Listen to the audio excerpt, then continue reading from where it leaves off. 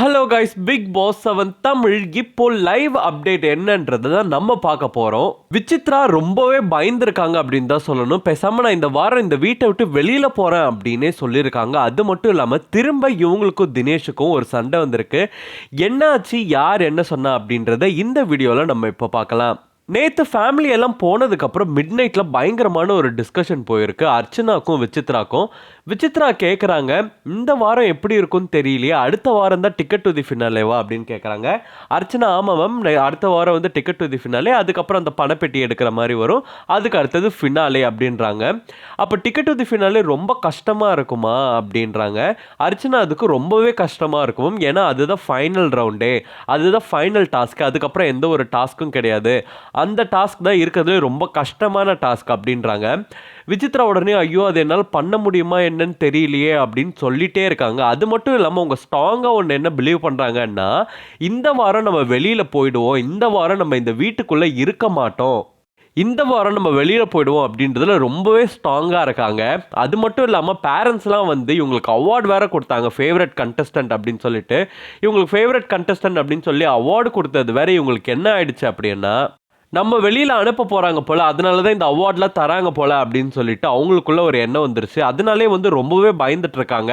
அடுத்த வாரம் ticket to the finale போனால் கூட நம்மளால் எப்படி இந்த அளவுக்கு கஷ்டப்பட்டு செய்ய முடியும், அந்த அளவுக்கு நம்மளால் கஷ்டப்பட முடியாது, நம்ம உடம்பு அதுக்கு ஒத்துழைக்காதுன்னு சொல்லிட்டு ரொம்பவே ஃபீல் பண்ணிட்டு இருக்காங்க.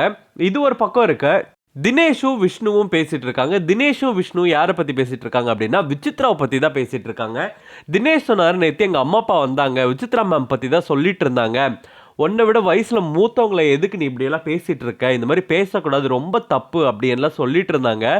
எனக்கும் அது புரிஞ்சுது, எனக்கும் விசித்ரா மேமுக்கும் ஆகாதுன்றது என்னமோ தெரியல, எங்களுக்கு ஆரம்பத்துலேருந்தே ஒரு கிளாஷ் இருந்துகிட்டே இருந்துச்சு, சண்டை இருந்துகிட்டே இருந்துச்சு.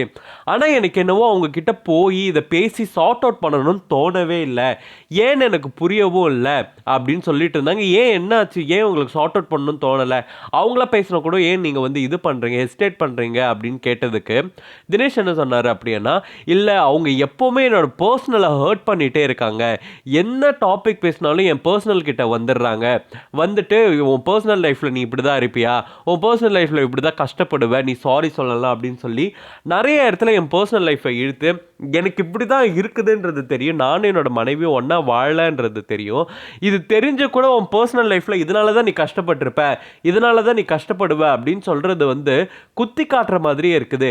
எனக்கு இதனாலே வந்து அவங்க கூட சுத்தமாக பேச பிடிக்கவே இல்லை, பேச பிடிக்கலன்ற தாண்டி எனக்கு இந்த பிரச்சனையை சால்வ் பண்ணணும்னு தோணவே இல்லை. என்ன சொல்லிட்டீங்களா, ஓகே சொல்லிக்கோங்க, உங்ககிட்ட நான் எதுக்கு பேசணுன்ற ஒரு பர்சனலான பயங்கரமாக கடுப்பாக இருக்கு அவங்க மேலே, அவங்ககிட்ட சொல்கிறதுக்கே அப்படின்னாங்க.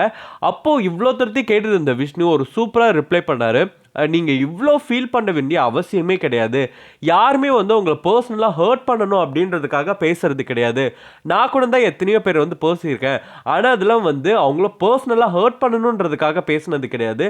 அந்த நேரத்தில் ஒரு கோவம் வந்துச்சு, அந்த நேரத்தில் கோவம் வரும்போது அவங்கள எப்படி ஆஃப் பண்ண முடியும், அவங்கள ஆஃப் பண்ணுறதுக்கு என்ன விஷயம் இருக்கும் அப்படின்னு தான் எல்லாருமே யோசிப்பாங்களே தவிர்த்து அது அவங்களுக்கு ஹர்ட் ஆகுமா ஹர்ட் ஆகாதா அப்படின்றத யாருமே யோசிக்க மாட்டாங்க. உங்களை ஆஃப் பண்ணணுன்ற ஒரே காரணத்துக்காக தான் விசித்ரா மேம் அந்த மாதிரி சொல்லியிருப்பாங்களே தவிர எந்த ஒரு பர்சனல் கிரட்ஜுமே கிடையாது.